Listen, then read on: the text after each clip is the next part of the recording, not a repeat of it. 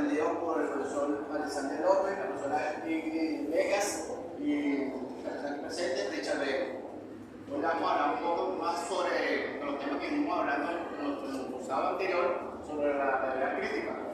Tenemos que este personaje, Agente Pilot, que él nace el 18 de septiembre de 1943. ¿Okay? Él es hijo de los padres que son canadienses, Amar y Alcé Quirós, que fueron sus padres para ese entonces. Nosotros tenemos aquí varias fechas destacadas de su vida. Él fue en el año de 1968 al año 1975. Él fue profesor y maestro en secundaria de la historia en la Universidad de los Estados Unidos. Y también tuvo un título en el año 1977 como segundo doctorado en educación, me parece también. En 1983 es profesor y director de la Universidad de Miami, para ese entonces. Henry, él publicó varias obras. Aquí le traigo de una obra que trajo, publicó, pero le traigo la que consideramos más importante, que va hacia lo que estamos estudiando hoy en día, de mujer, la ideología, cultura y el proceso de la actualización, que fue en 1981. Esa fue una de las obras. La teoría de la resistencia y la educación para el año 1983. Y la del 2006 fue la escuela y la lucha por la ciudadanía pedagógica crítica de la época hoy día. También podemos hablar de algunas características de la pedagogía crítica que tenemos. La pedagogía crítica es una ciencia que busca el desarrollo de las actividades críticas y reflexivas de los estudiantes. Entre sus principales características están, primero, transformar el sistema educativo tradicional. Es una propuesta que trae de la enseñanza que incentiva el cuestionamiento de lo que se estudia. Segundo, la pedagogía crítica tiene como intención ser una práctica ética y política. Tercero, propicia los cambios sociales desde los cuestionamientos de los procesos políticos y sociales. Podemos decir también que la pedagogía crítica que busca desarrollar el pensamiento crítico de los estudiantes, de su cultura ética y política, para analizar la estructura social y de esta manera plantearse diversas interrogantes y propiciar como individuo su reconocimiento y participación en la sociedad. Este especialista de la pedagogía crítica se apoya en enseñar a los estudiantes a involucrarse y ser partícipes de lo que ocurre a su alrededor y en especial en cuanto a lo social se refiere. Por ello, esta pedagogía se concibe de la idea del proceso de aprendizaje que forma parte de la acción y transformación social de un individuo.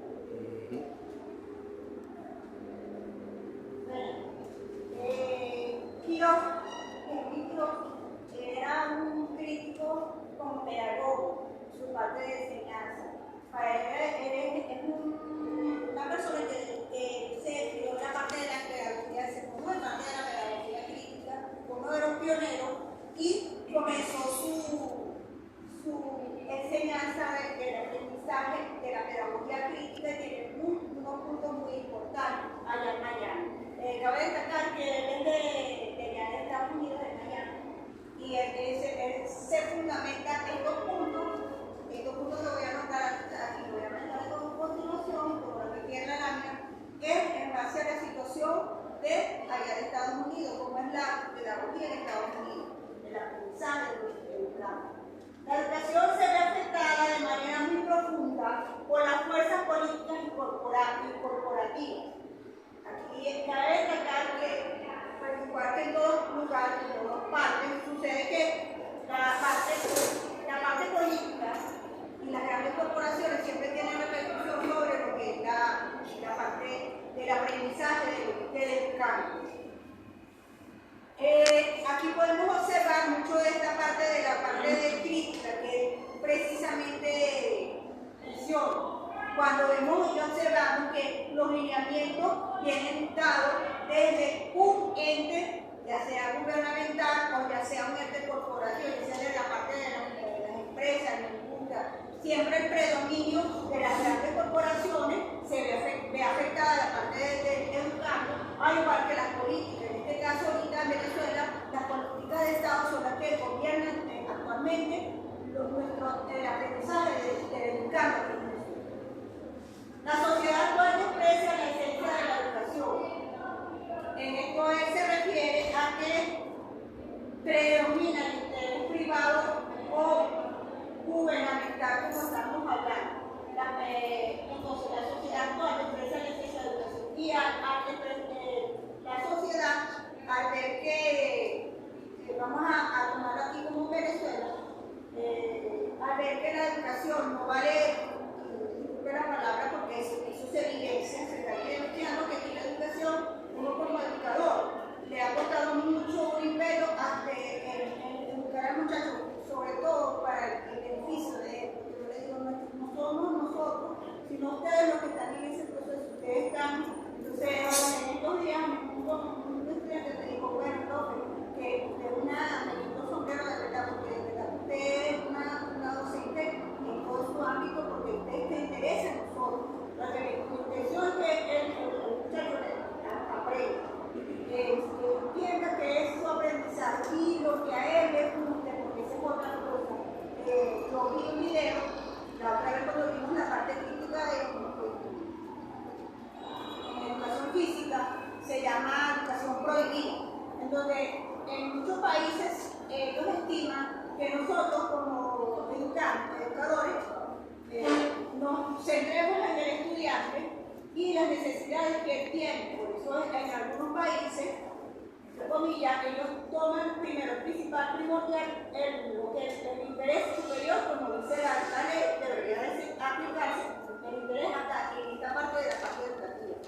Entonces, el muchacho, si le interesa, por decir, las matemáticas, porque hay muchachos que tenemos que ver igual como somos nosotros, que yo diga parte de la teoría del constructivismo, en donde nosotros nos centramos, ¿verdad? Si yo soy kinestésica, si yo soy visual, todas esas partes tenemos que educarnos, es un gran esfuerzo que hace el docente. Hay incluso estrategias para conseguir un estudiante con dificultad de aprendizaje. Esos estudiantes también tenemos que estimarlos y tener las herramientas de cómo transmitirlo o hasta lo que ellos puedan llegar. Porque ese conocimiento, a pesar de todo, ustedes creen que no queda, así queda. Pero no podemos ser, ¿cómo se dice? Dictadores dentro de nuestros salones de aprendizaje. Vamos entonces con la parte 3 que dice la pedagogía actual es una forma de violencia. Cuando él habla se refiere más que todo, como vuelvo y repito, allá en Estados Unidos, la parte de Estados Unidos, la parte de pedagogía es muy impositiva. Ellos hablan que cuando es impositiva, cuando los exámenes se hacen, usted tiene que hacer un examen, tiene que salir y tiene que aprenderse, y de repente el muchacho no tiene el interés por esa materia, si se quiere, o por esa enseñanza, ese aprendizaje de ese inglés. Entonces, lo que hacen es fomentar que la violencia a través de eso. Saben que en la parte de los adolescentes, sobre todo los adolescentes, son muy rebeldes. A uno le ha tocado trabajar con los adolescentes desde el primero de todo, la cultura que eso significa que yo no quiero, no acepto lo que me estás dando, que ellos cuando se van abriendo ante el mundo de posibilidades, no tengan las estrategias de darle. Oye, como ejemplo, este muchacho, como, bueno, miren, no entendemos el tema, yo lo vuelvo a explicar porque yo soy una persona abierta, soy un docente, investigador, y yo voy a investigar, voy a buscar las herramientas que soy crítica de mi área y agarro y tomo la experiencia de que, ¿me entendieron? Por lo menos yo soy presta a volver a explicarlo, o busco de otra manera que ellos entiendan y les explico el porqué y el beneficio que ellos traen. Porque a veces pasa que al final, te voy a dar a finalizar. Le vamos a dar primero, permítame hacer la exposición porque a veces pasa que los estudiantes están apáticos, como dicen, pero ese es por eso. Y en el caso en la parte de Estados Unidos, es que allá son muy positivos por esta parte. Esa es una cultura diferente, estamos hablando de culturas diferentes, metodologías diferentes, y aquí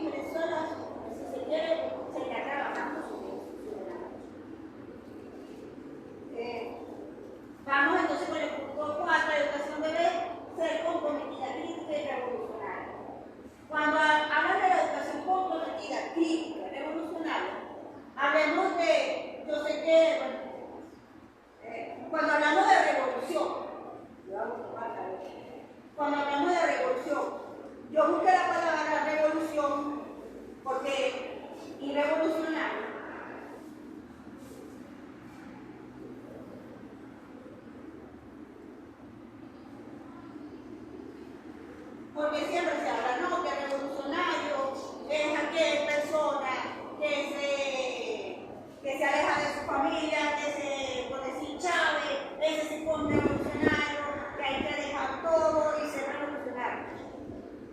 La palabra revolución, revolucionaria viene de revolución.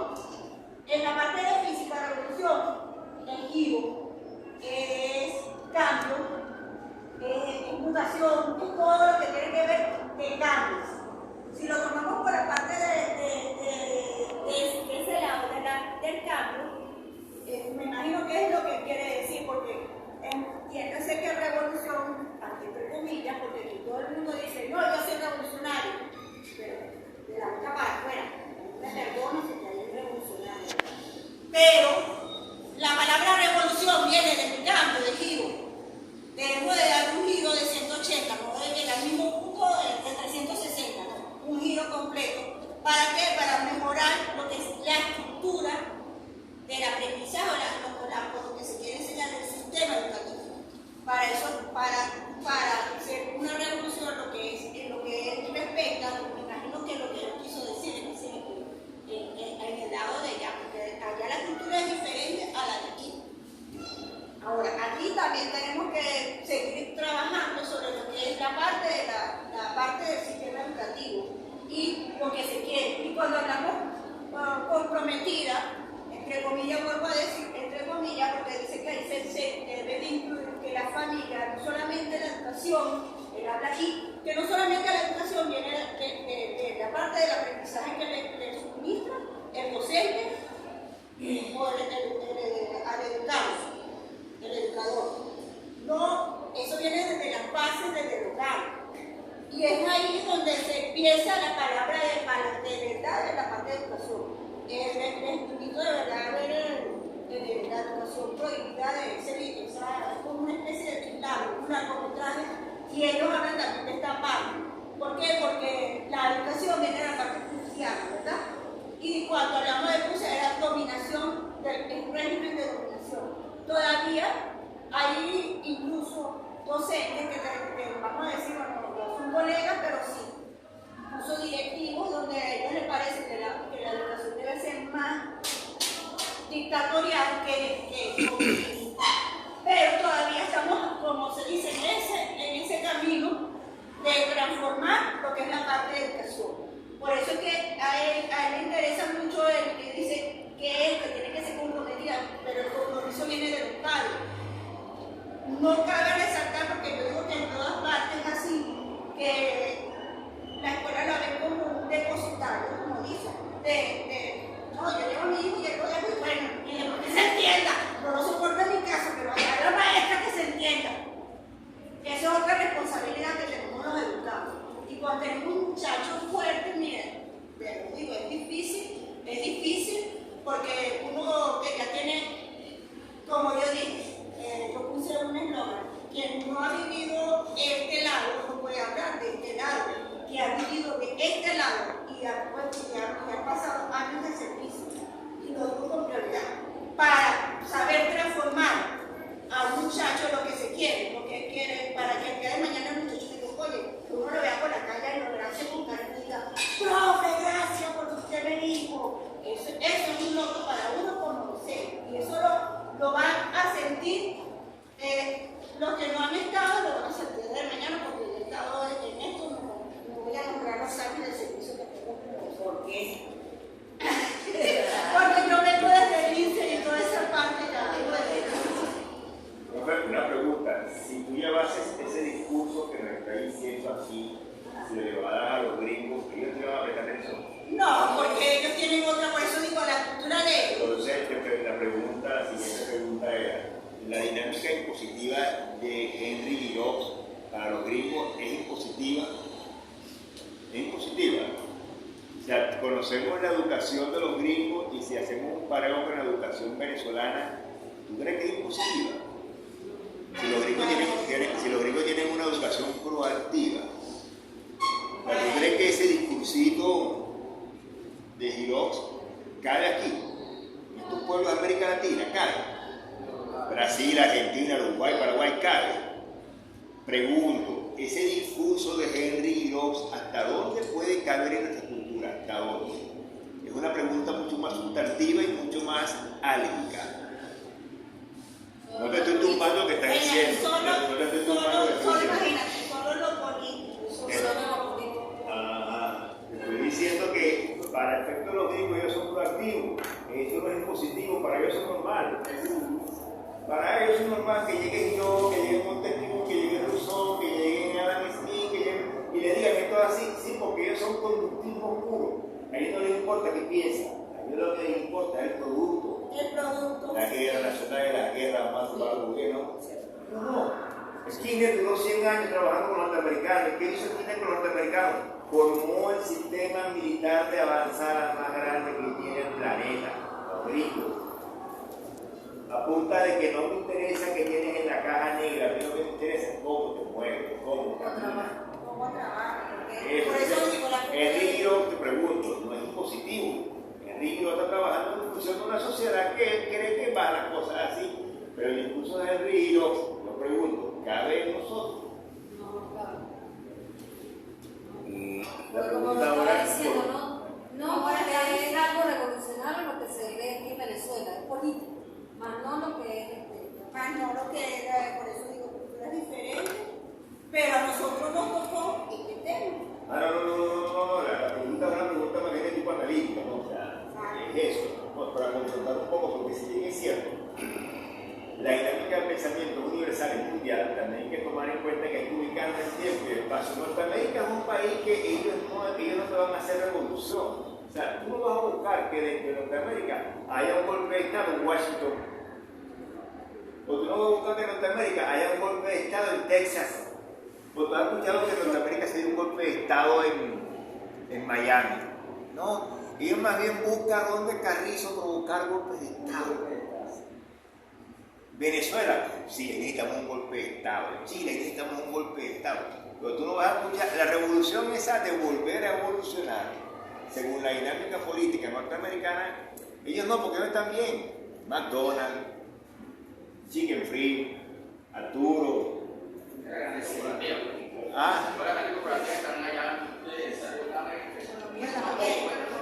en recargo, pero la incomodidad la tenemos nosotros.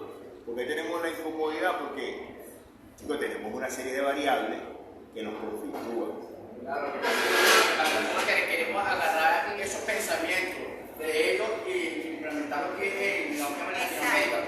Pero resulta que es otra realidad, porque la realidad de Estados Unidos no es la realidad. No es la realidad, son Nosotros que van a construir nuestro todavía crítica de Venezuela, donde ese estudiante o ese docente se vaya de lo que es crítico y el pensamiento. Claro, esa es una pregunta que yo hago simplemente como para buscar, ¿no? Para buscar en el contexto y decir, oh, cuidado, los gringos están claritos. Los gringos nos metieron espacio en 1999, nos han metido a Goku, nos han metido a Avengers, nos han metido a Hombre Araña, y nos seguirán metiendo Superman, H-Star, y seguimos con esos mitos a darle por el superhéroe. Eso no es perfecto. Ellos saben algo. Eso es lo que no han aprendido, que ellos saben algo. Sí, que ellos tienen la solución del mundo, pero toda la solución está en Estados Unidos, manda de ellos. Yo sé que no es cierto. Sí, pero la verdad es que esos imperados al final caen. Ellos son los que provocan ambientes, son los que provocan agitaciones, pero también La mujer es una política económica que tal. Esa guerra es porque ellos la policía un bien para ellos. Además, tiene daño, ellos es beneficio porque se puede grandes cantidades de dinero para ellos. Profesora, quiero caer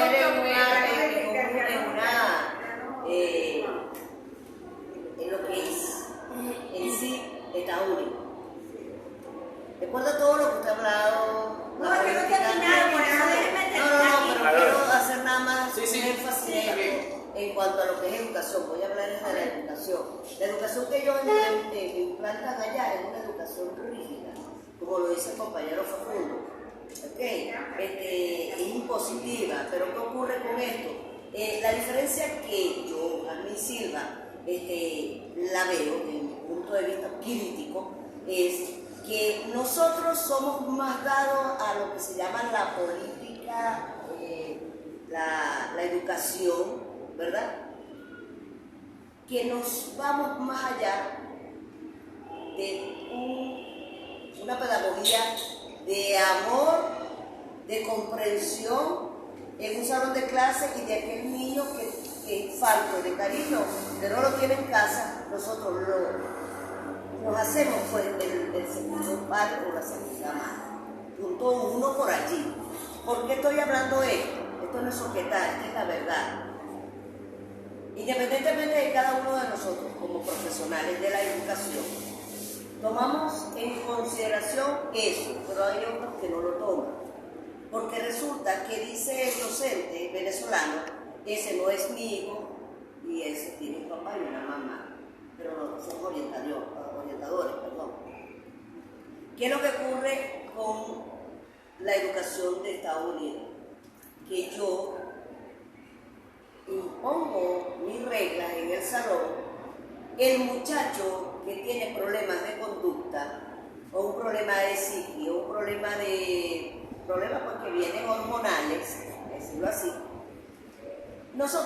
ellos no lo atacan. Entonces, quiero caer aquí donde un niño o el joven o el preadolescente, en su furia de que no es aceptado por el maestro, toma la decisión de no suicidarse, sino de matar al profesor, porque tú no me estás prestando atención, yo estaba en una política diferente, yo quiero ser atendido, no sé si me estoy explicando. Entonces, nosotros acá en Venezuela, la mayoría de los niños han tomado decisiones en liceos, donde maestros son atropellados verbalmente y también físicamente.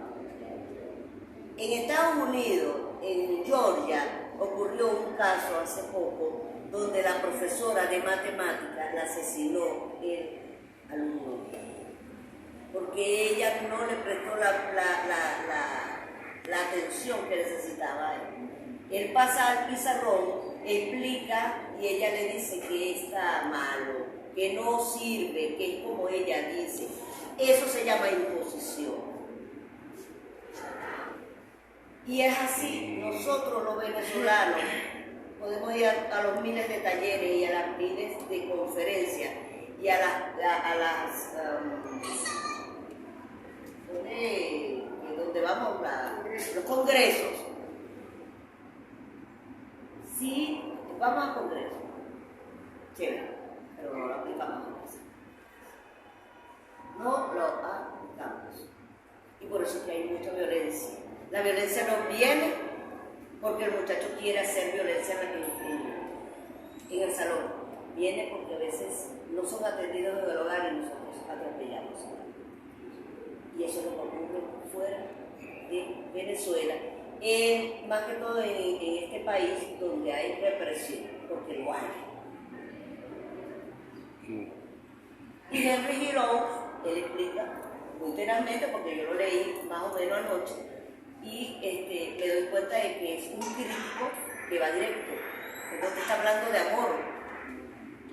Y el que lo leyó, si me puede dar la aceptación, es así. Él no te habla en ningún momento de amor ni de pasarle la mano por encima como nosotros los venezolanos y los latinos son. Aquí no hay amor, aquí hay imposición y es lo que yo diga, es lo que se hace. Y el profesor o el maestro trabaja de esa manera. No hay esa sonrisa y por eso es que hay demasiados crímenes. ¿En dónde? Aquí, en el salón de clase o fuera de la clase y voy a encender el preescolar o el colegio porque tengo que hacer una venganza. Esa es mi opinión crítica, profesora. Disculpe que me tiene, pero tenía que aclarar eso. Ese es mi criterio personal. Gracias. ¿Puedo citar algo? A mí depende. Déjame terminar. Hacemos la pregunta. Al final, de verdad, al final la pregunta, porque nosotros tenemos que terminar de seguir la idea. Ustedes están dando aportes que de repente así se va a hablar. Por lo menos, el pensamiento crítico está en peligro. Aquí es donde él dice precisamente lo que acaba de decir la profesora Yasmín.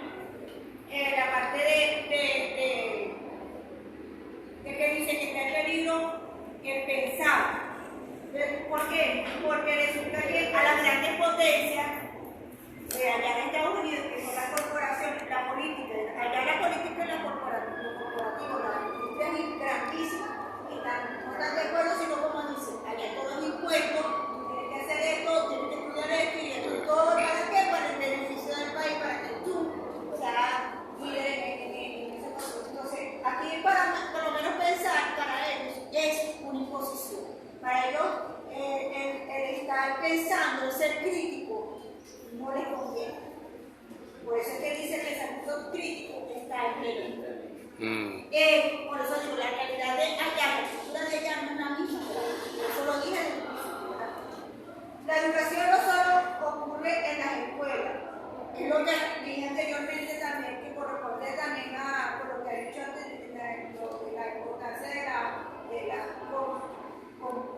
del compromiso, que viene siendo igual hasta el Estado, porque el Estado primero aquí, por lo menos allá, todo impuesto y bueno, como dice la compañera, igualito la educación no ocurre solo en la escuela, sino simplemente que comienza desde la casa, de educando, de cariño, de qué es necesidad de tener mi hijo y todo eso. Allá menos se cumple.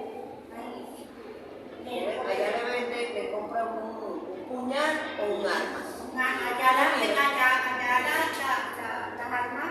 las armas normales, eso es, tú vas a jugar, es más, el muchacho va bueno, aunque no lo crea, aquí en Venezuela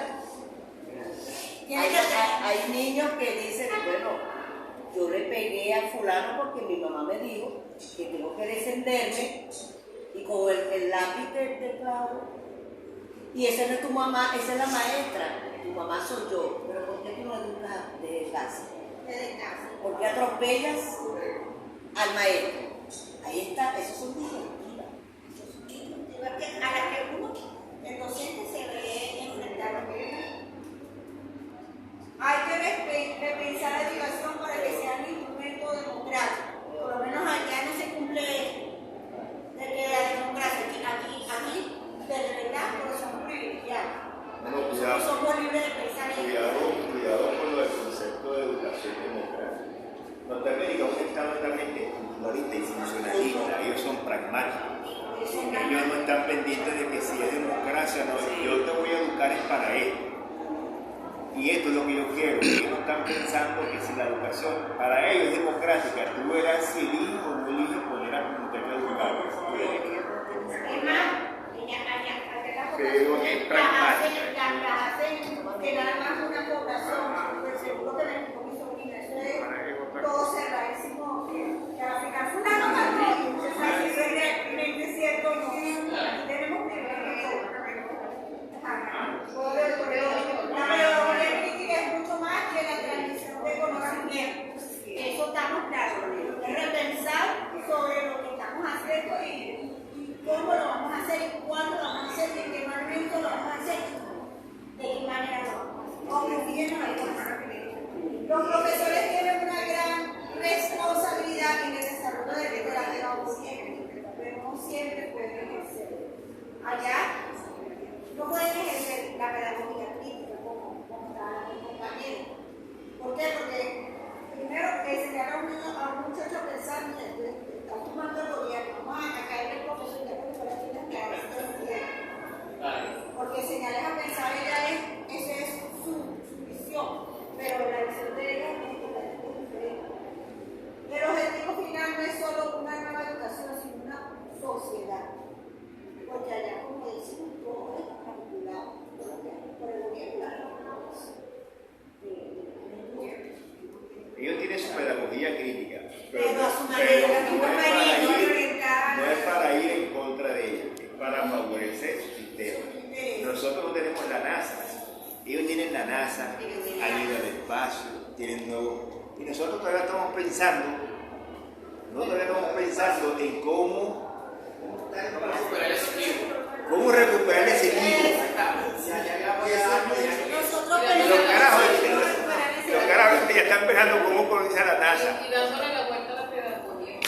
Y ellos no están dando, ellos están pensando en otras cosas. ¿Sabe qué es lo que le saca a un gringo la piedra a un país de América Latina? Un filósofo.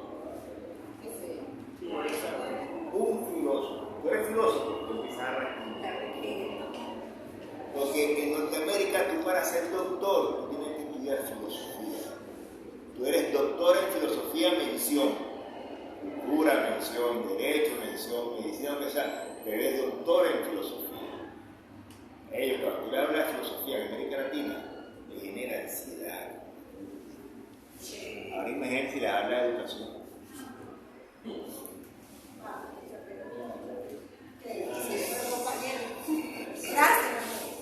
Gracias, profesor, compañeros. Muchas de las cosas que se dijeron, como iba a plantear acá. Pero lo voy a plantear pero de otro contexto, ¿verdad? Por ejemplo, continuando con la teoría de Henry Giraud, él se basó en su propuesta de pedagogía de límite o pedagogía fronteriza cuando se hizo dos interrogantes. El rechazo de relaciones de salón de clase que descartan la diferencia. Y la otra fue el rechazo a la subordinación del propósito de la escolarización a consideraciones económicas. Por supuesto, lo que aquí estaban hablando los compañeros, tenemos que enfocarnos necesariamente en las sociedades diferentes, en la nuestra y la de los norteamericanos. Él habla de la diferencia, que se refiere más que todo a la segregación racial. Henry Giraud nació en 1943, justo en plena guerra, la Segunda Guerra Mundial, y su infancia, su educación transcurrió bajo el gobierno de Marshall, de Eisenhower, que era un militar, ¿verdad? Estaba Henry Kissinger, el primer ministro, y todos ellos lo que les contaban, lo que se ha dicho aquí, era la industria armamentista, ¿verdad? La Segunda Guerra Mundial fue financiada por Goodyear, Coca-Cola, pero todas esas grandes industrias, ¿verdad? Salvando más que todo su ideología política. La ideología política del momento era el socialismo que planteaba la Unión Soviética y una sociedad capitalista. Y de allí, pues, debemos partir nosotros acerca de la teoría de Henry Giraud. Escuela solamente para blancos, donde se creía que la raza superior era el niño, porque era unos blanquitos verdes. El resto fue nosotros no teníamos nada que ver ahí.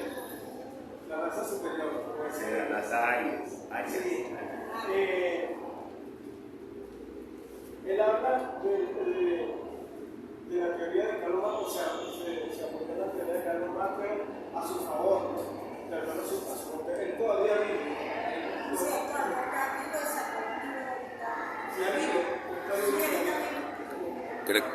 Creo que vive en Canadá, en Ontario. Bueno, fíjense, déjame continuar acá. Él plantea la delimitación del ámbito de la intervención, pero también dice que para aplicar, ¿verdad?, esta forma, los docentes deben tener un control teórico de la forma en que se construye la diferencia, ya que esta puede adoptar diversas representaciones y prácticas que logran legitimar, marginar y excluyen las voces de los grupos subordinados. Él habla de la forma o de la educación que debe un cambio en este caso. Nosotros no estamos ajenos a todas las políticas culturales, políticas, para la redundancia de todas las empresas, todos los intereses personalistas de las empresas, donde ellos aplican lo que es la cultura dominante, ¿verdad? Y eso, nosotros no estamos ajenos a eso, porque siempre hemos tenido la influencia de los países llamados subdesarrollados. No solamente Carlos Marx, sino Andrés Bello, Simón Rodríguez, quiso aplicar una educación a través del juego, ¿verdad? Cuando Albert volvió a ser el director de la educación en 1926, para fundar una nueva república de educación en Bolivia, y se encontró con que Sucre, aún siendo uno de los independentistas, de los 12, se opuso muchas veces por intereses personales. Bueno, claro, era muy sabroso ser presidente y se le puso amenazado de una nueva política para el desarrollo de la pedagogía crítica, ¿no? El ser pensante, un ser que tuviera ideas de creatividad, que hacía mucho hace y así, durante toda nuestra historia, en la actualidad nosotros tenemos también influencia del norte, ¿verdad? Toda esa política que aplica, la política de buen vecino, la política de garrote, y todas esas políticas que han aplicado en el norte, ¿verdad? Que a su vez no la aplica solamente el presidente de turno, sino que es un grupo llamado el grupo de los 7. El grupo de los 7 son los consejeros presidenciales, que en realidad en Estados Unidos no mandan al presidente, sino son los que tienen estos 7 caballeros, estos 7 asesores, y las planificaciones son durante 20, 30 años. O sea, lo que está pasando, lo que estamos pasando nosotros en Venezuela, eso no se nos ocurrió a Trump y eso de la noche a la mañana, ya eso viene planificado hace 10, 20 años en todas las políticas implementadas y en todos los países del mundo. Por eso todo lo que han hablado los compañeros acá tiene mucha razón. El caso de la profesora Yasmín, que habla de la educación de casa, podemos decir que la padre tampoco tiene la culpa, porque venimos influenciados de todas las políticas de dominación, ya sea extranjera, la política de dominación de los gobiernos de turno. Fíjense que después del señor Rodríguez, ya aquí no se implementó políticas educativas, en 1830, se vivía la guerra de guerrillas constantemente, y solamente hasta el Juan Blanco comienza a crear una escuela en cada estado. Y para nosotros poder hablar de transformación, que es lo que se está aplicando ahorita, lo que son los énfasis curriculares, que están ahorita tratando de vincularse de estos territorios, yo creo que tenemos que vincularlo, tenemos que vivirlo a la máxima realidad. ¿Por qué? Porque si es un territorio, ¿verdad?, que nosotros debemos vincularlo, los diferentes énfasis, ya sea económicos, culturales, deportivos, debe ser en nuestra área que no nos afecten los sillos, principalmente por ahí, porque allí es donde entra la dominación del gobierno de Cuba. Este gobierno no se escapa a medio de su política educativa. Esta política educativa de hoy siempre lleva una parte política de dominación, de adaptarnos al nuevo pensamiento de revolución, al nuevo pensamiento de socialismo, que no termina y nunca se construirá el socialismo aquí en Venezuela con los líderes que tenemos. Nada más y nada menos, el ministro de Finanzas dijo que era una aberración que una persona, un trabajador social, cobrara lo que es el monto de secharite en dos partes diferentes. Tratan inclusive hay muchos que no cobraron sino solamente una bonificación anexada al sueldo, porque para él es una aberración. Entonces, ahí vemos claramente que es una violación a la Constitución Nacional, donde dice que los docentes pueden tener varios destinos económicos, nada más por aquí, con ese tipo de leyes que tenemos aquí en Venezuela, no nos van a prestar la colaboración, no nos van a apoyar en toda el currículo, el nuevo currículo de los énfasis de la nueva educación. Porque si queremos crear seres pensantes, seres críticos, ¿verdad? Entonces ya por ahí no deben dejar de dominar los niveles económicos. Ya por ahí estamos mal. Si nos dominan el nivel económico, ya estamos mal. Si una simple clase en la playa, como sucedió en la educación física, hubo, entre eso me incluyo, quienes no pudieron asistir, porque con la bonificación y el sueldo que nos dan, teníamos que decidir, o pago $6 para ir a la playa, más los gastos que había que hacer allá, o me quedo aquí, abro mi nevera y tengo algo que comer los siguientes días, las 15. Ya por ahí estamos dominados por el llamado socialismo, que es solamente de palabras. Pero cuando tú pasas por ahí, para ellos socialistas, cuando estamos presos, hasta el dólar. El dólar inmarcable. Entonces yo creo que estamos lejos de la realidad de ese currículo educativo. Estamos muy lejos de la sociedad.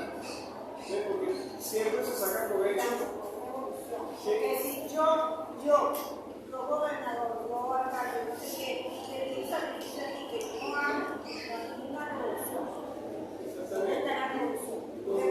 Dígase la palabra revolución.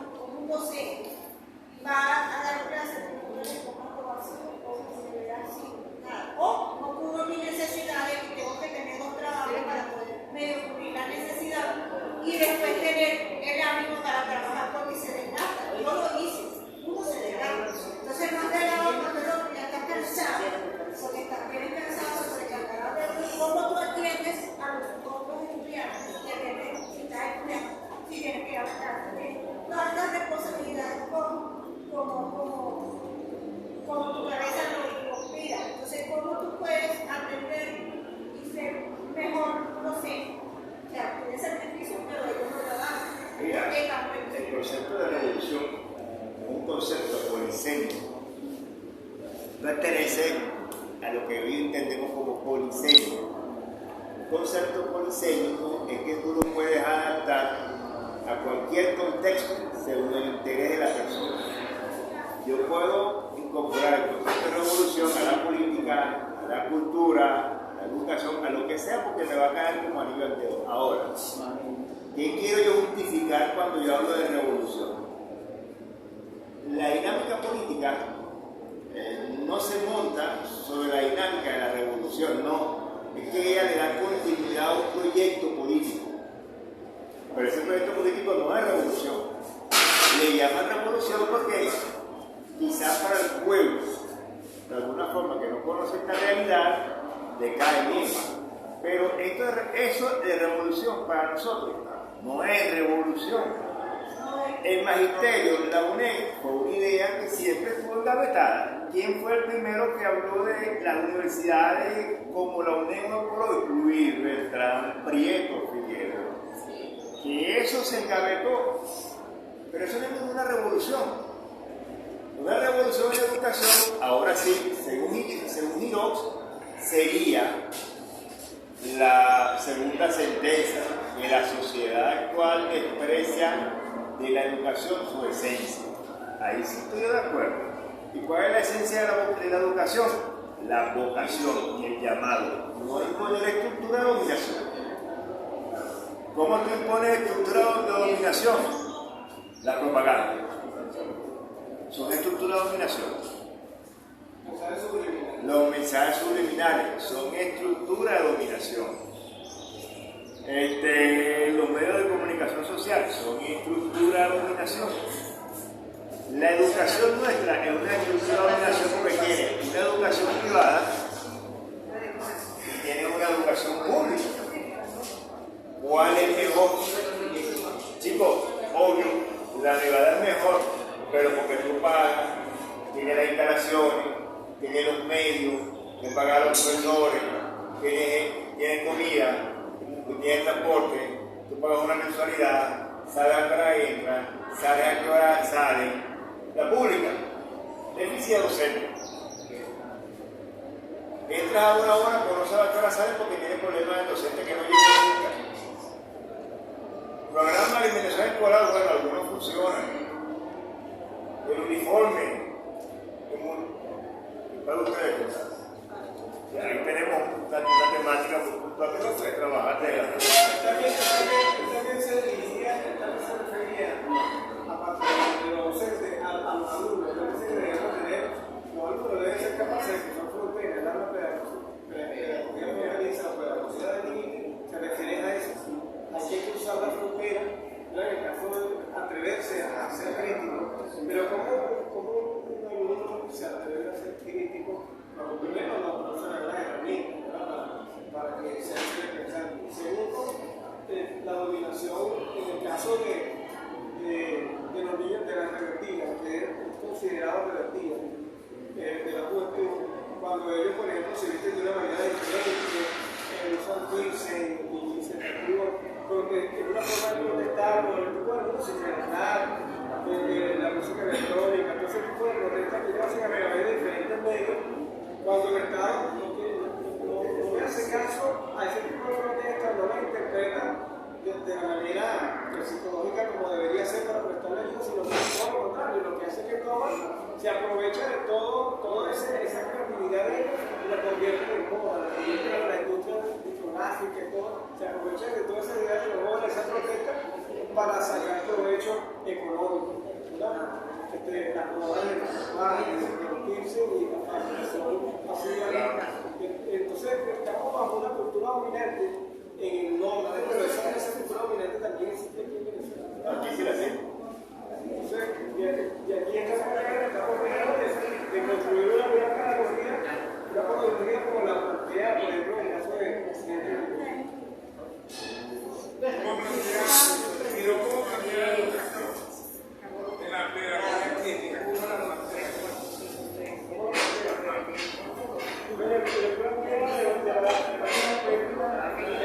Hay que cruzar los límites. Hay una cantidad de puntos acá, como decía la compañera,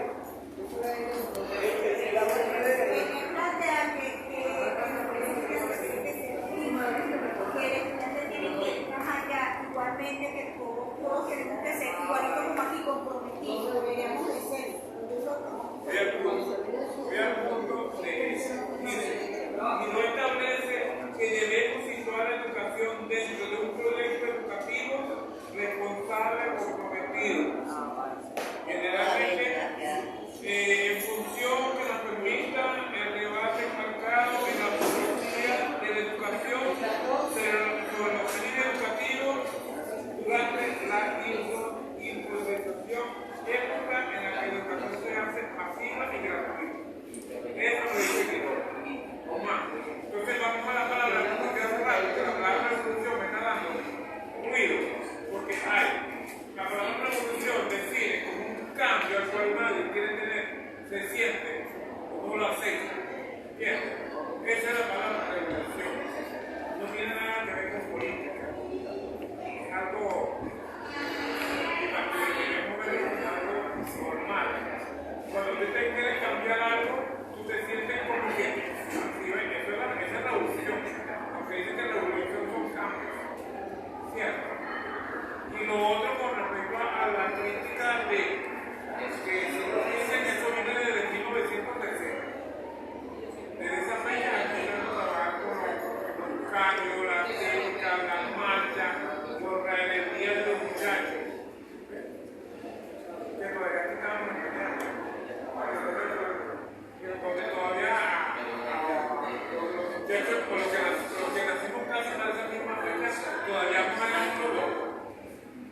Prácticamente. La tecnología que ya hubiera cambiado, ahora están demasiado bien. Hay uno de desarrollo, eso era sobre que ya.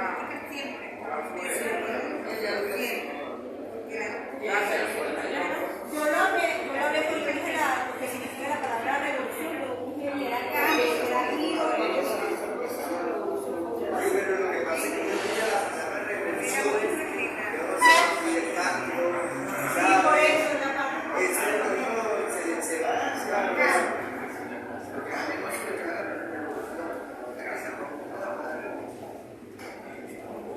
Ahora fíjate, hay un problema grave aquí, hay un problema muy grave con esto. El problema grave aquí, amigos, compañeros, ya por favor. El problema grave aquí es el siguiente. Eso es lo que están hablando. El problema aquí hay un problema bastante grave. Aquí hay un problema bastante grave, es el siguiente, fíjate. Ustedes también de este espacio escolar. Ustedes también de este espacio, y aquí estamos configurados 4, 6 o 9, estamos viendo.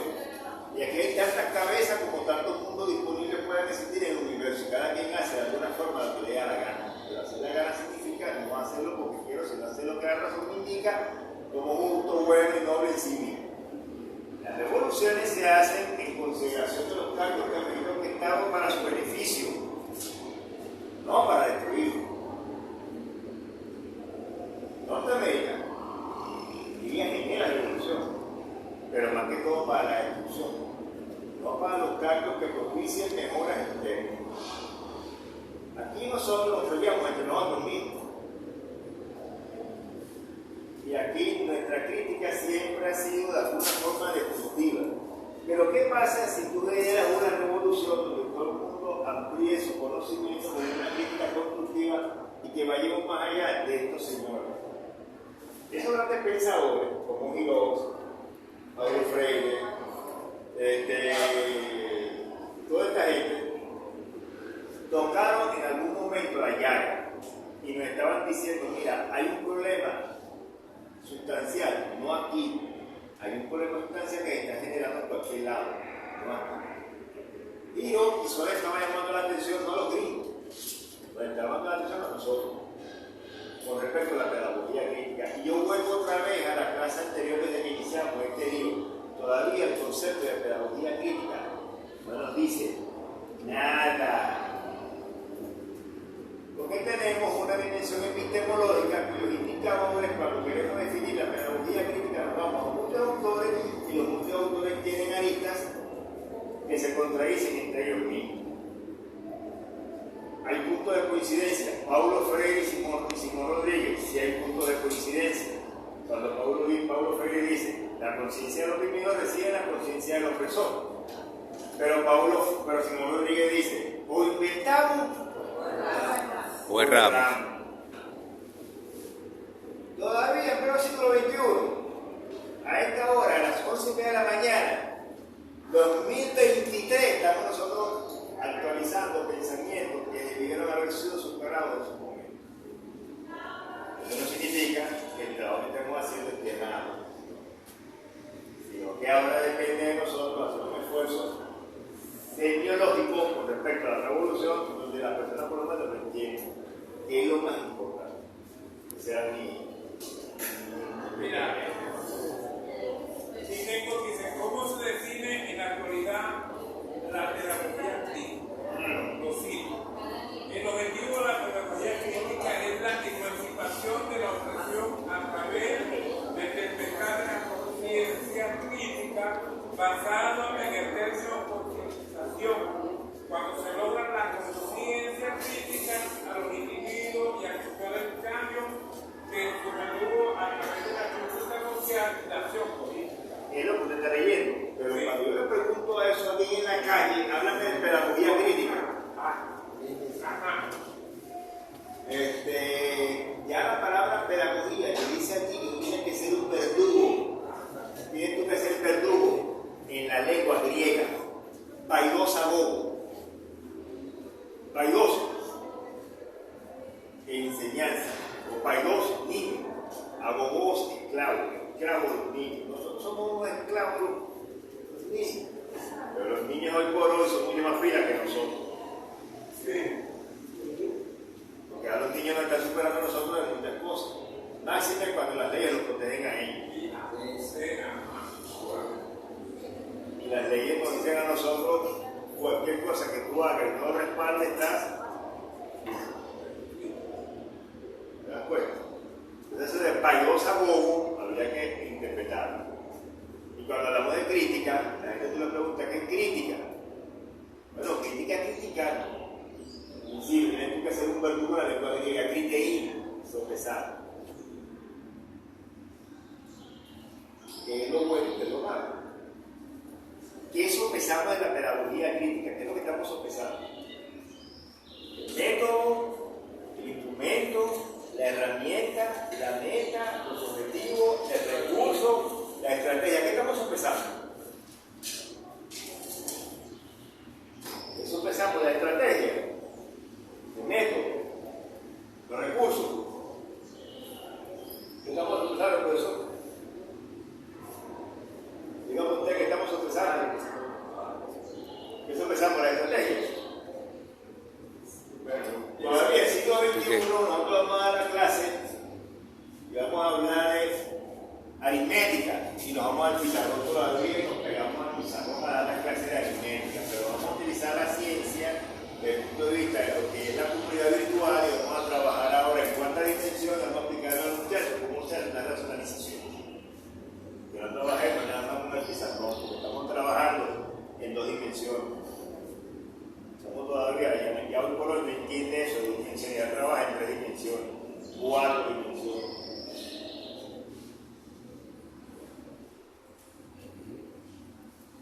Nosotros seguimos trabajando en 2 dimensiones. Nosotros no hemos llegado al concepto de evolución, quitarle la R. Nosotros nos quedamos en la evolución. Eso es que la evolución no quita la R. Nosotros no hemos superado la evolución.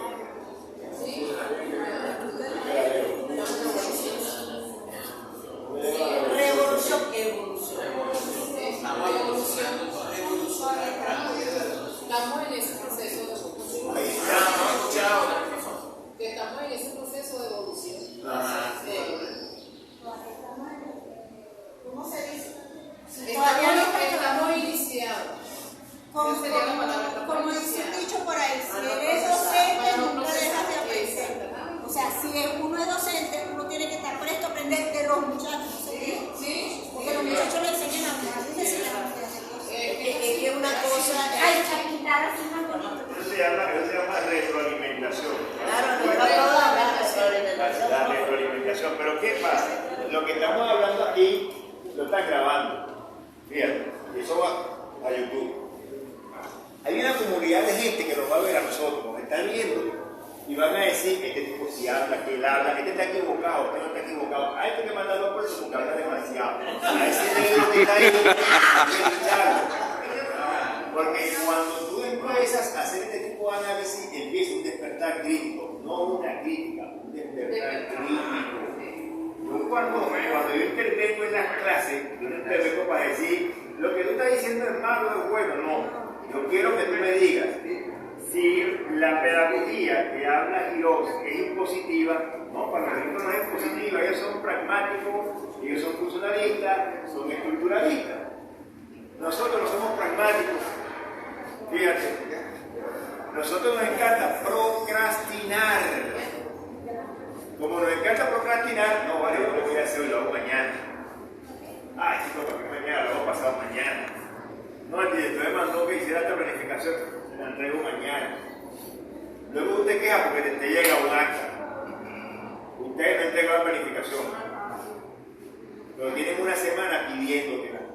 Los gringos son estructuralistas, ya ellos planificaron. Cuando la Asamblea Norteamericana se sienta para modificar una asignatura de un currículo, lo hace en función de que esa asignatura dentro de 20 años tenga función. No, ellos nos planifican el currículo a nosotros. La OEA, la ONU, la UNESCO, el UNICEF, el UPA, la OMS, con relación a la necesidad política. Ahí tenemos los programas de educación, ahí tenemos los programas de sexualidad. Entonces, ¿qué pasa? Nosotros sí tenemos que tener una crítica. La pedagogía la tenemos, lo que nos hace falta es la crítica, que sea consona con lo que nosotros somos. Porque es ahí el punto de choque. Por eso te decía, vale la pena hablar de Giroux en estos tiempos donde, por ejemplo, se habla de decolonización.